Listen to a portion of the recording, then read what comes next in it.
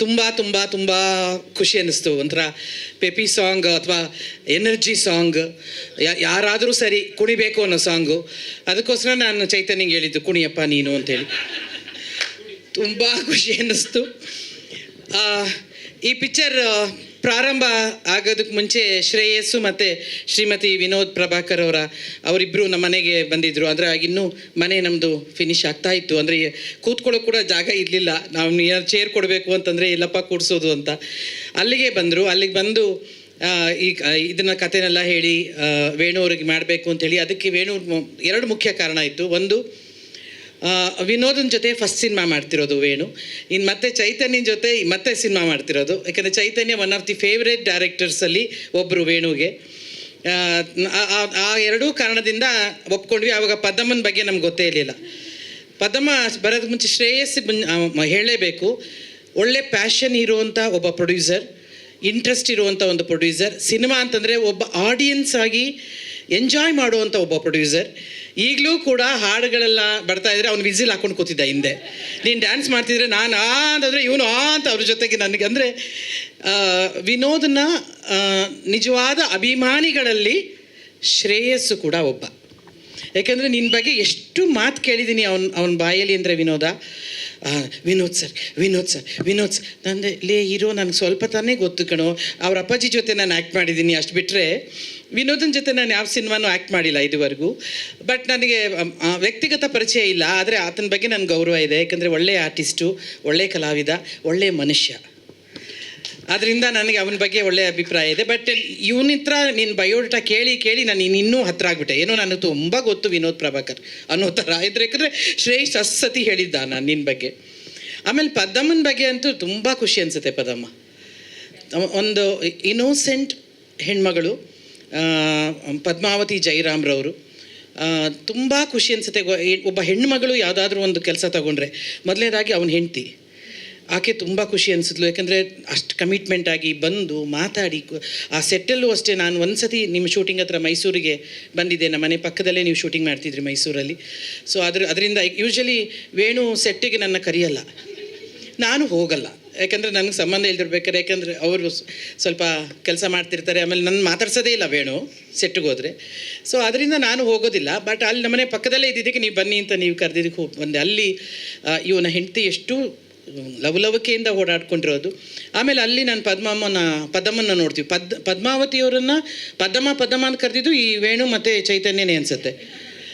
ಅಂದರೆ ಒಂದು ತಾಯಿ ಥರ ಅವರನ್ನು ಕರೆದ್ರು. ಬಟ್ ಈಗ ನಿಜವಾಗ್ಲೂ ತಾಯಿ ನೀವು. ಇಡೀ ನಿಮ್ಮ ಟೀಮಿಗೆ ನಿಜವಾಗ್ಲೂ ತಾಯಿ ಸ್ಥಾನದಲ್ಲಿ ನಿಂತು ನೀವು ಆ ಪಿಕ್ಚರ್ನ ನಡೆಸಿದಿರಿ. ತುಂಬ ಖುಷಿ ಅನಿಸುತ್ತೆ. ಇದ್ರ ಮಧ್ಯೆ ಒಂದು ಸತಿ ಬಹುಶಃ ಈ ಪಿಕ್ಚರೆಲ್ಲ ಮುಗಿದ ಮೇಲೆ ವೇಣು, ಚೈತನ್ಯ ಮತ್ತು ಪದ್ಮ 3 ಜನ ಬಾಂಬೆಗೆ ಹೋಗ್ತೀರಲ್ವೇನೋ. ಈಗ ಏನೋ ಪೋಸ್ಟ್ ಪ್ರೊಡಕ್ಷನ್ ಕೆಲಸಕ್ಕೆ ಹೋಗ್ತಾರೆ. ವಿನೋದ, ನಿನಗೆ ಗೊತ್ತಿಲ್ಲ ಈ ವಿಷಯ.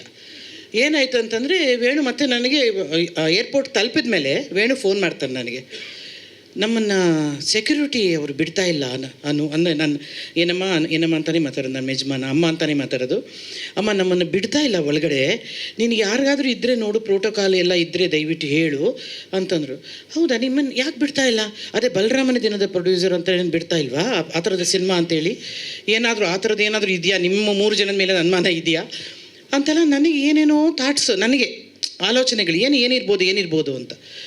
ಸರಿ ಆಯಿತು, ಇವರು ಏನಿರ್ಬೋದು ಅಂತೇಳಿ ಆ ಪ್ರೋಟೋಕಾಲ್ ಅವ್ರಿಗೆಲ್ಲ ನಾವು ಹೇಳೋ ಅಷ್ಟರಲ್ಲಿ ಏನಾಗಿತ್ತು ಅಂತಂದರೆ, ಸತ್ಯ ಏನಾಗಿತ್ತು ಅಲ್ಲಿ ಅಂದರೆ, ಇವರು ಆಧಾರ್ ಕಾರ್ಡೇ ತಗೊಂಡೋಗಿರಲಿಲ್ಲ. ಅದು ಅವ್ರದ್ದಲ್ಲ, ಬೇರೆಯವ್ರದ್ದು ಇಟ್ಕೊಂಡಿದ್ರಂತೆ. ಮೋಸ್ಟ್ಲಿ ಅವ್ರ ಸೊಸೆಯದೋ ಅವ್ರ ಮಗಂದೋ ಯಾರ್ದೋ ಇಟ್ಕೊಂಡಿರ್ತಾರೆ. ಸೊ ಅವ್ರನ್ನ ಬಿಡ್ತಾ ಇರಲಿಲ್ಲ. ಅದಕ್ಕಿಂತ ಮುಖ್ಯವಾಗಿ ಆ ಟಿಕೆಟ್ನ ಬುಕ್ ಮಾಡಿದವ್ರು ಯಾರು ಅಂತ ನೀನು ಕೇಳಬೇಕು. ಆ ಟಿಕೆಟ್ನ ಬುಕ್ ಮಾಡಿದವರು ಅಂದರೆ ಆನ್ಲೈನಲ್ಲಿ ಬುಕ್ ಮಾಡಿದ್ರೆ ನಮಗೆ ಟ್ರಾವೆಲ್ ಏಜೆಂಟ್ಗಿಂತ ಕಮ್ಮಿ ದುಡ್ಡು ಅಲ್ವ ತೇಜು? ಆನ್ಲೈನಲ್ಲಿ ಬುಕ್ ಮಾಡಿದ್ರೆ ಕಮ್ಮಿ ದುಡ್ಡಿಗೆ ಸಿಗುತ್ತೆ ನಮಗೆ. ಒಂದು 5,000 ರೂಪಾಯಿ ಟಿಕೆಟ್ ಆನ್ಲೈನಲ್ಲಿ ಬುಕ್ ಮಾಡಿದ್ರೆ ಒಂದು 3,500 ರೂಪಾಯಿ, 3,800 ರೂಪಾಯಿ ಈ ಥರ ಸಿಗುತ್ತೆ. ದುಡ್ಡು ಉಳಿಸ್ಬೋದು ಅಂತ ಹೇಳಿ ನಮ್ಮ ನಿರ್ದೇಶಕರು ಪಾಪ ಕಷ್ಟಪಟ್ಟು ಅವರ ವೆಬ್ಸೈಟಿಂದ ಆನ್ಲೈನಲ್ಲಿ ಬುಕ್ ಮಾಡಿದರು. ಆಮೇಲೆ ನಮ್ಮ ಪ್ರೋಟೋಕಾಲರ್ ಹೋದರು. ಮೇಡಮ್ ಅದೇ ನೋಡಪ್ಪ, ಅದೇನೋ ಅವ್ರನ್ನ ಬಿಡ್ತಾ ಇಲ್ವಂತೆ, ಅವ್ರ ಆಧಾರ್ ಕಾರ್ಡ್ ಬೇಕಾದ್ರೆ ಹೆಂಗಾರು ತರಿಸ್ಕೊಂಡ್ಬಿಡ್ತೀವಿ, ಇದರಲ್ಲಿ ವಾಟ್ಸಪ್ಪಲ್ಲಿ ತರಿಸ್ಕೊಳ್ತೀವಿ.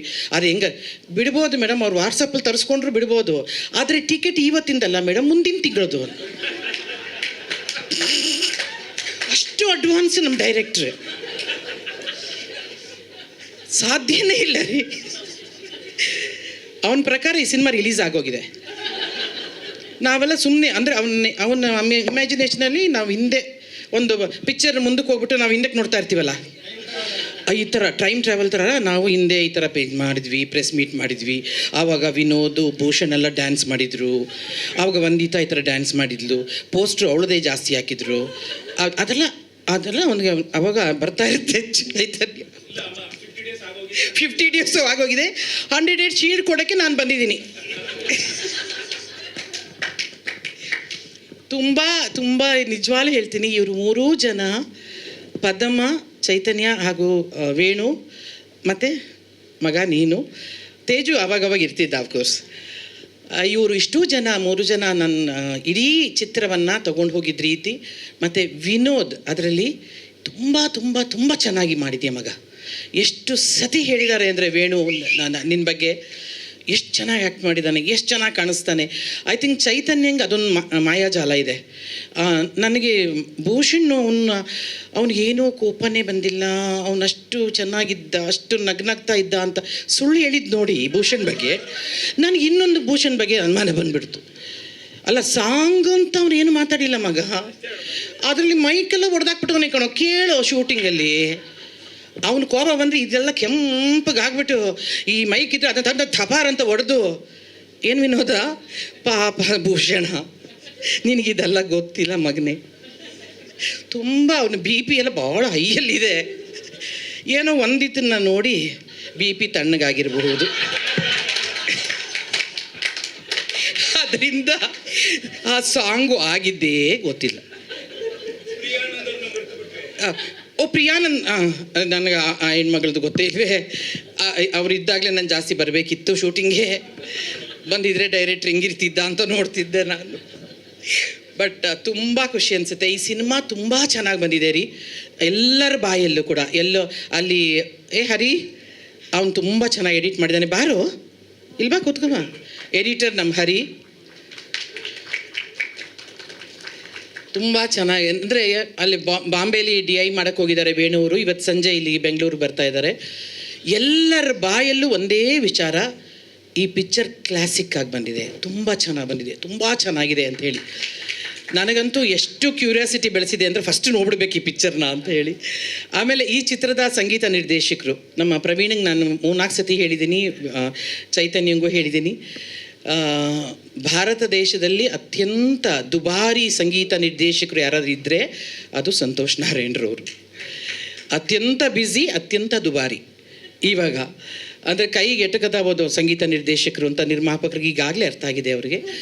ಆದ್ದರಿಂದ ಅಂಥ ಸಂಗೀತ ನಿರ್ದೇಶಕರನ್ನು ಕನ್ನಡಕ್ಕೆ ಕರ್ಕೊಂಡು ಬಂದು ಪರಿಚಯ ಮಾಡಿ ಅವ್ರ ಕೈಯಲ್ಲಿ ಒಂದು ರೀತಿಯಾದ ಬೀಚ್ ಸಾಂಗ್ಸನ್ನೆಲ್ಲ ಹಾಕಿಸಿ ಆ ಮ್ಯೂಸಿಕ್ನ ಮಾಡಿಸಿರೋದು ಕೂಡ ಶ್ರೇಯಸ್, ಅದು ನಿನಗೆ ಸಲ್ಲಬೇಕು, ನಿನಗೆ ವಿನೋದನಿಗೇನೆ. ಯಾಕಂದರೆ ನೀವಿಬ್ಬರೇ ಡಿಸೈಡ್ ಮಾಡಿದ್ದಂತೆ ಇವರೇ ಬೇಕಂತ ಹೇಳಿ. ಕಂಗ್ರ್ಯಾಚುಲೇಷನ್ಸ್. ಅಲ್ಲ, ಅದು ಅರ್ಥ ಆಗೋರ್ಗೆ ಅರ್ಥ ಆಗಿರುತ್ತೆ. ಪಾಪ ಯಾಕೆ ಸಿನಿಮಾ ಲೇಟು ಅಂತಂದರೆ ಪ್ರೊಡ್ಯೂಸರ್ ಹೇಳ್ಬೋದು ಅದಲ್ಲ. ಬಟ್ ಆದರೂ ಕೂಡ ನಿಜವಾಗ್ಲೂ ಹೇಳ್ತೀನಿ, ಪ್ರತಿಭಾವಂತ ಸಂಗೀತ ನಿರ್ದೇಶಕ, ಅದ್ರ ಬಗ್ಗೆ ಡೌಟೇ ಇಲ್ಲ. ಇಲ್ಲಾಂದರೆ ಸುಮ್ಮನೆ ಇಂಡಿಯಾದಲ್ಲಿ ನಂಬರ್ 1 ಸಂಗೀತ ನಿರ್ದೇಶಕ ಆಗಕ್ಕೆ ಸಾಧ್ಯನೇ ಇಲ್ಲ. That's a part of the cinema journey. ಅಂದರೆ ಇದೆಲ್ಲವೂ ಆಗಬೇಕು, ಹಿಂಗೆಲ್ಲ ಆದ್ರೇ ಆ ಸಿನಿಮಾ ಜರ್ನಿನ ನಾವು ಎಂಜಾಯ್ ಮಾಡ್ಲಿಕ್ಕೆ ಸಾಧ್ಯ.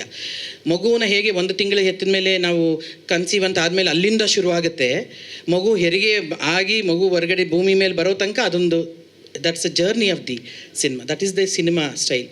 ಆಮೇಲೆ ತುಂಬ ಥ್ಯಾಂಕ್ಸ್. ಅದಕ್ಕೆ ಅವರು ಸಂತೋಷ್ ನಾರಾಯಣ್ ಅಂತ ಒಬ್ಬ ಸಂಗೀತ ನಿರ್ದೇಶಕರು ವೇಣು ಬಗ್ಗೆ ಅತ್ಯಂತ ಮೆಚ್ಚಿಕೊಂಡು ಮಾತನಾಡಿದ್ದು, ಮತ್ತು ಅವರ ಶ್ರೀಮತಿ ಮೀನಾಕ್ಷಿರವರು ಕೂಡ ತುಂಬ ಮೆಚ್ಚಿಕೊಂಡು ಮಾತಾಡಿದ್ದು. ನಾನು ಸಂಗೀತ ನಿರ್ದೇಶನ ಮಾಡಿದ ಸಿನಿಮಾಗಳಲ್ಲಿ ಕೆಲವೇ ಸಿನಿಮಾಗಳು ನನ್ನ ಹೃದಯಕ್ಕೆ ಮನಸ್ಸಿಗೆ ಹತ್ತಿರವಾಗಿರೋದು, ಕ್ಲಾಸಿಕ್ ಅನಿಸೋದು. ಅದರಲ್ಲಿ ಒಂದು ಬಲರಾಮನ ದಿನಗಳು ಅಂತ ಹೇಳಿದ್ದು.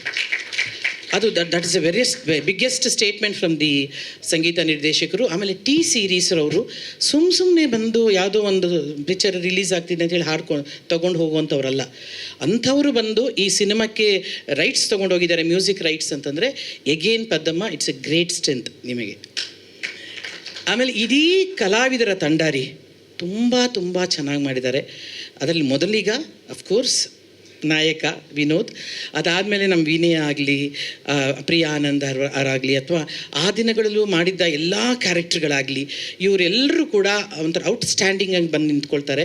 ಆಮೇಲೆ ನನ್ನ ವಂದಿತನ ಬಗ್ಗೆ ಹೇಳಲೇಬೇಕು. ನನ್ನ ಜೊತೆ ಆ ಹುಡುಗಿ ಲಕ್ಷ್ಮೀಪುತ್ರದಲ್ಲಿ ಬಹಳ ಗ್ಲಾಮರಸ್ ರೋಲಲ್ಲಿ ಪಾತ್ರ ಮಾಡಿದ್ದು. ಈ ಹುಡುಗಿ ಡ್ರೆಸ್ ಈಗ ಹಾಕೊಂಡು ಬಂದಾಗಲೇ ರಿಯಲಿ ಎಷ್ಟು ಚೆನ್ನಾಗಿ ಕಾಣಿಸ್ತೀಯ ನೀನು, ಅದರಲ್ಲಿ ಅದು ಅವಳನ್ನು ಗ್ಲಾಮರಸ್ ನೋಡಿ ನೋಡಿ ನನಗೆ ಅದೊಂಥರ ರೂಢಿ ಆಗಿಬಿಟ್ಟಿತ್ತು. ಅದರಲ್ಲೂ ತುಂಬ ಮುದ್ದಾಗಿ ಪಾತ್ರ ಮಾಡಿಯಾಳೆ. ಇದರಲ್ಲಿ ತುಂಬ ಚೆನ್ನಾಗಿ ಡ್ಯಾನ್ಸ್ ಮಾಡಿದೆಯಮ್ಮ. ಭೂಷಣ್, ಒನ್ ಸೆಕೆಂಡ್, ಇವರೇ ವಂಡರ್ಫುಲ್ ಡ್ಯಾನ್ಸ್ ಡೈರೆಕ್ಟರ್. ಯಾವತ್ತೂ ಸಿನಿಮಾ ಅನ್ನೋದು ಒಬ್ಬ ಲೈಟ್ ಮ್ಯಾನಿಂದ ಹಿಡಿದು ಎಲ್ಲರೂ ಬೇಕು ಮಗನೇ, ನನ್ನನ್ನು ಮರ್ತೋಗ್ತಾರೆ, ನಾನು ಇದು ಮಾಡ್ತಾರೆ, ಖಂಡಿತ ಇಲ್ಲ. ಸಿನಿಮಾ ಯಾರನ್ನೂ ತಳ್ಳೋದಿಲ್ಲ, ಏಕೆಂದರೆ ಎಲ್ಲರೂ ನಿಲ್ತಾರೆ, ಅವ್ರವ್ರ ಕೆಲಸದಲ್ಲಿ ಅವ್ರು ನಿಲ್ತಾರೆ. ಎಷ್ಟು ಚೆನ್ನಾಗಿ ಮಾಡಿದ್ಯಾ ಇದು ಸಾಂಗಿದು, ತುಂಬ ಖುಷಿ ಅನಿಸುತ್ತೆ. And all the best. ಈ ಪಿಕ್ಚರು ಇದೇ ತಿಂಗಳು 26ನೇ ತಾರೀಕು ರಿಲೀಸ್ ಆಗ್ತಿದೆ, ಜೂನ್. ಎಲ್ಲರೂ ನೋಡಿ ಈ ಪಿಕ್ಚರನ್ನು. ಖಂಡಿತವಾಗ್ಲೂ ಇದು ದೊಡ್ಡ ಚರಿತ್ರೆ ಸೃಷ್ಟಿ ಮಾಡೋದ್ರಲ್ಲಿ ಸಂದೇಹನೇ ಇಲ್ಲ. ಈ ನಮ್ಮ ಚೈತನ್ಯ, ನೀನು ನೆಕ್ಸ್ಟ್ ಪಿಕ್ಚರ್ ಮಾಡೋಕ್ಕೆ ಮುಂಚೆ 100 ಡೇಸ್ ಫಂಕ್ಷನ್ ಎಲ್ಲ ಮಾಡೋಣ, ಇದೇ ವರ್ಷ ಮಾಡೋಣ. 100 ಡೇಸ್ ಫಂಕ್ಷನ್ ಎಲ್ಲ ಮಾಡಿ ಮತ್ತೆ ಅವ್ರನ್ನ ನೆಕ್ಸ್ಟ್ ಪಿಕ್ಚರ್ಗೆ ಕೊಂಡೊಯ್ಯೋಣ. But all the best and congratulations ಇಡೀ ಟೀಮ್ಗೆ. We love you Paddamma.